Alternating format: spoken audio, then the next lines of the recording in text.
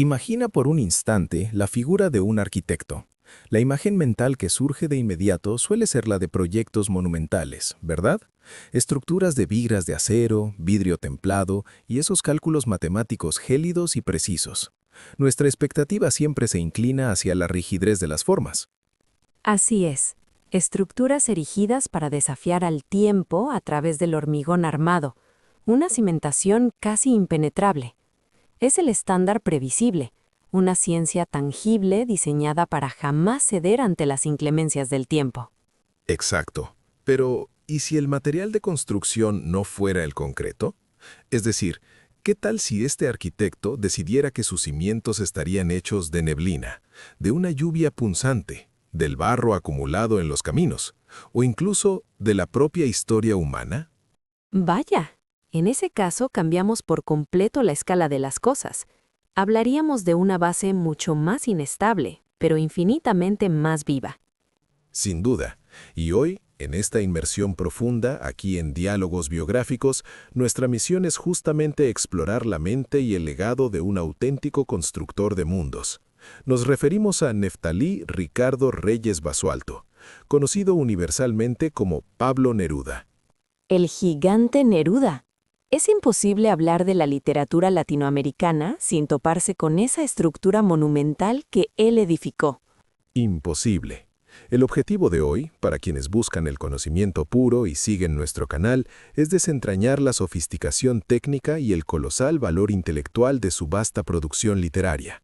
Para ello hemos contrastado datos de diversas fuentes: memorias autobiográficas, antologías poéticas fundamentales, crítica literaria y registros históricos. Y lo que resalta en todas estas fuentes es una constante muy clara. Neruda no fue un escritor común, confinado en un despacho. Él actuaba como una fuerza de la naturaleza que supo, de manera magistral, fundir el cuerpo humano con los elementos de la tierra. Ajá, es algo sumamente orgánico.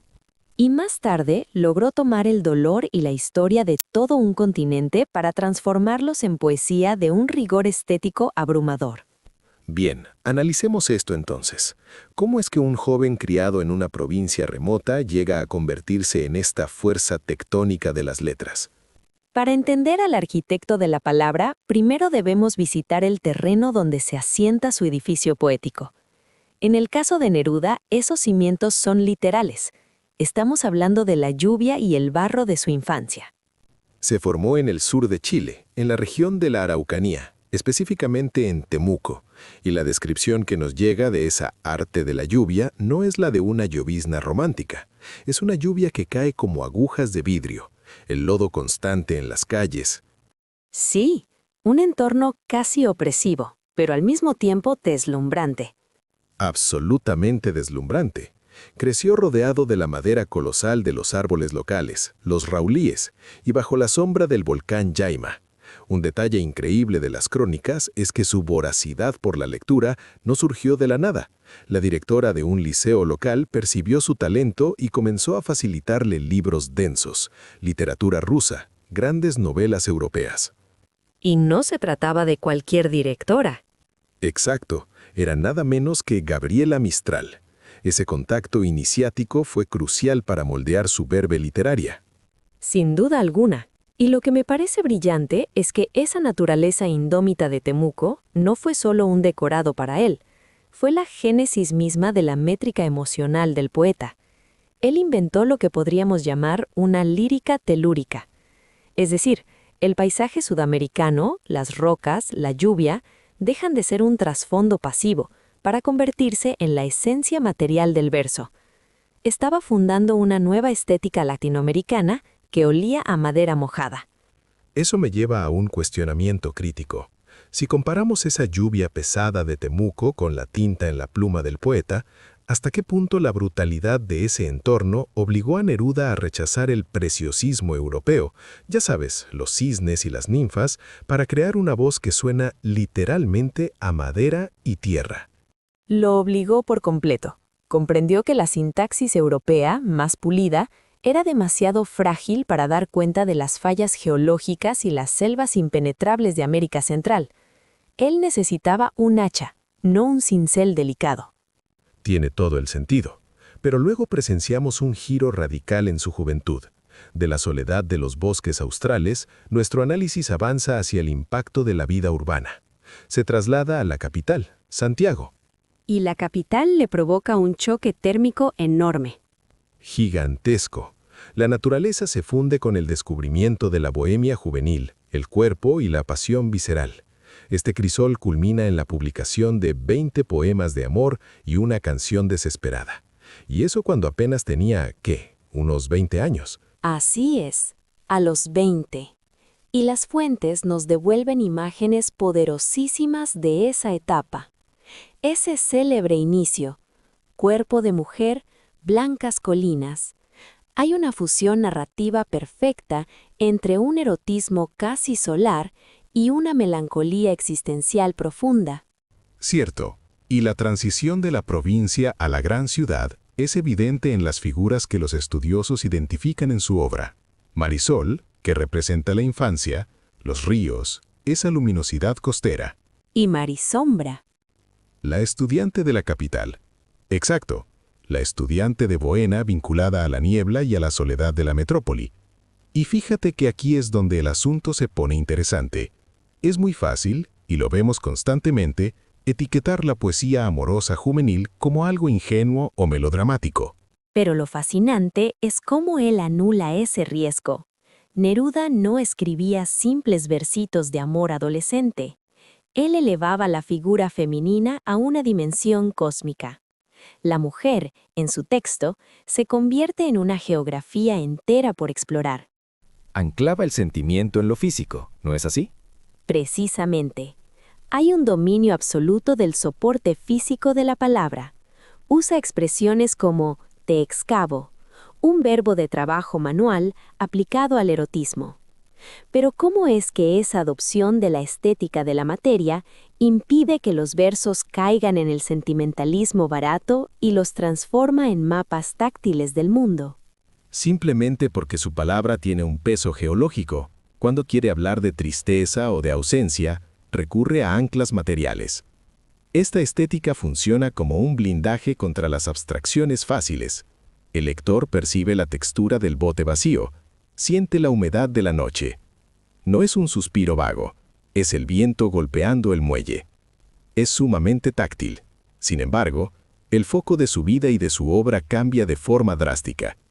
Aquel amor romántico y el hermetismo surrealista de los años siguientes, especialmente en la etapa de residencia en la Tierra, colisionan de frente con la brutalidad de la historia mundial. Es el momento del choque con la realidad. Un choque brutal. Siendo rigurosos con los registros históricos, Neruda se encontraba como cónsul en España durante la década de los 30, y es allí donde estalla la Guerra Civil Española. Que fue un baño de sangre, una fractura irreparable en la sociedad europea. Totalmente. Es testigo de bombardeos y devastación, pero el detonante emocional, el gran trauma, es el asesinato de su amigo, el poeta Federico García Lorca. Las fuentes coinciden en que este evento marca un antes y un después. Abandona ese aislamiento melancólico y adopta una postura activa, vinculada al comunismo. Y no se limitó al discurso. Sus acciones prácticas fueron inmensas. El episodio del Winnipeg es quizá el mejor ejemplo de ello. Sí, gestionó el flete del navío Winnipeg, rescatando a miles de refugiados españoles que estaban sentenciados para llevarlos a salvo hacia Chile. Y si observamos su técnica poética, el impacto es inmediato. Abandona ese estilo oscuro y hermético en favor de una claridad casi combativa. Una claridad vigorosa y absolutamente necesaria. Da un giro total. Radical. La poesía de Neruda asume lo que los críticos llaman un compromiso visceral. Comienza a ver la poesía como un bien de utilidad pública. Si antes era un barco solitario a la deriva bajo la lluvia, ahora se ha convertido en un acorazado de rescate. Esa urgencia por hablar en nombre de las masas y liderar una resistencia cultural, ¿crees que eso debilitó su sofisticación literaria o, paradójicamente, pulió su técnica aún más? Ese es el gran riesgo del poeta político, volverse panfletario. Pero el milagro de su técnica es que la necesidad de claridad depuró su poesía. No perdió la sofisticación, aplicó esa misma lírica telúrica para tender puentes con el minero, con el obrero. Ese compromiso le exigió forjar versos de acero, versos que no se quebraran. Perfecto. Y cargando con todo el peso de ese nuevo propósito colectivo, el poeta regresa a las Américas. Aplica toda esa técnica refinada en Europa para reescribir la historia de nuestro continente, y de ahí nace su creación más monumental. El célebre Canto General. Sí, el Canto General. Lo notable es que fue escrito en parte desde la clandestinidad.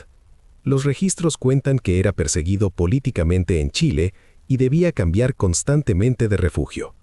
En medio de eso, hay un momento revelador: su visita a las ruinas de Machu Picchu.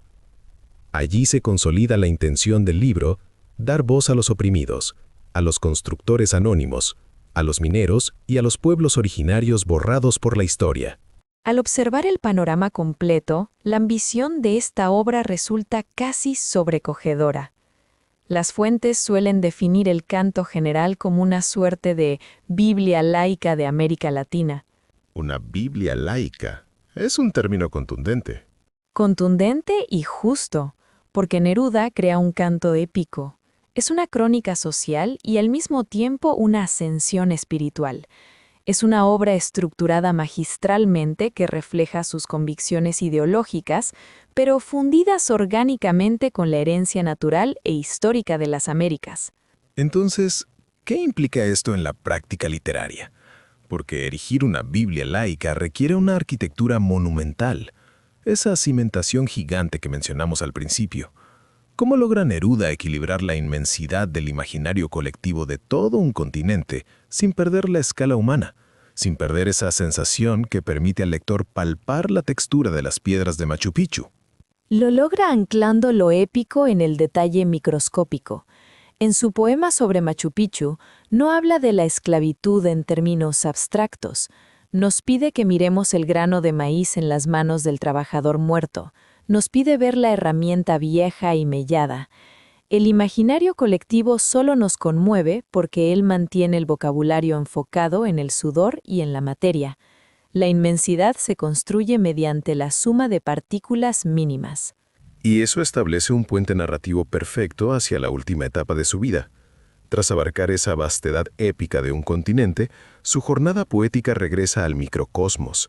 Vuelve a los objetos tangibles y al legado físico que dejó en el mundo. Es el momento en que su mirada se vuelve hacia el hogar. Y cuando digo hogar me refiero a casas que son casi personajes de su biografía. Sin duda, las crónicas detallan su vida posterior a través de sus célebres residencias: Isla Negra, incrustada en la roca frente al mar; La Chascona, con su arquitectura sinuosa; y La Sebastiana.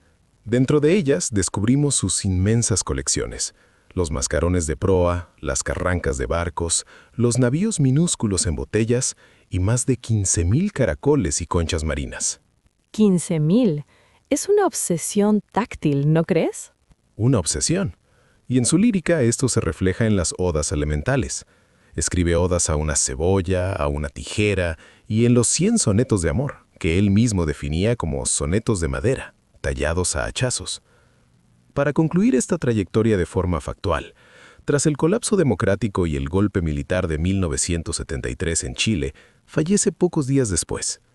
En ese intervalo, sus propiedades y colecciones sufren saqueos y una destrucción parcial. Pensar en ello es desolador, pues subraya la importancia de la permanencia de Neruda. Su afán coleccionista no era un simple pasatiempo extravagante.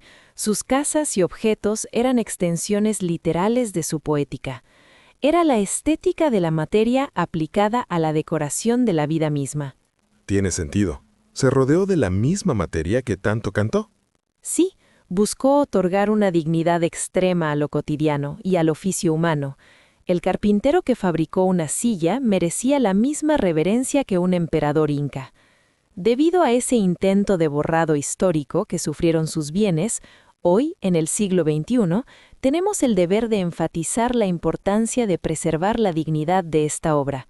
Es un auténtico patrimonio cultural de la humanidad. Esto nos lleva a un punto esencial para cerrar nuestra charla. Resulta fascinante que el mismo hombre que escribió la epopeya sangrienta de un continente también le dedicara versos a una cebolla y pasara su vida juntando caracoles. Es una lección fundamental sobre cómo observar el mundo. De lo macro a lo micro, todo es digno de nuestra reverencia intelectual. Exacto. Es una invitación a estar más presentes. Así es. Diría que es la gran enseñanza de este recorrido para quienes nos escuchan. Comprender a Neruda es una invitación directa a observar nuestro propio entorno con esa misma profundidad y empatía técnica, ya sea prestando atención a la lluvia contra el cristal, reflexionando sobre las luchas sociales actuales o simplemente admirando la veta de una mesa de madera. Es un antídoto maravilloso contra la superficialidad y la sobrecarga de información vacía del mundo moderno. Es un freno de mano necesario para nuestra prisa cotidiana, ¿no? Y para dejar una reflexión final provocadora, rescato una cita curiosa de los registros. Proviene de El libro de las preguntas, una obra tardía.